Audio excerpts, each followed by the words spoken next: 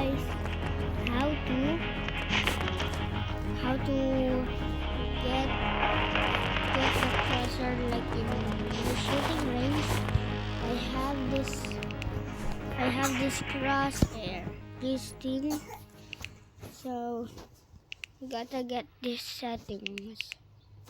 Let's wait.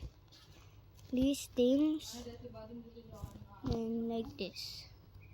Let's wait.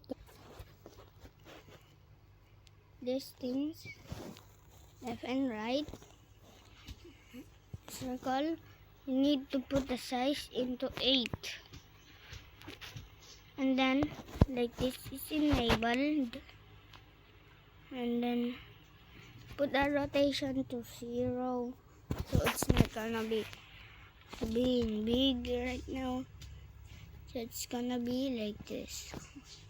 Okay guys, this is what the tutorial is, and I hope you listen. Bye.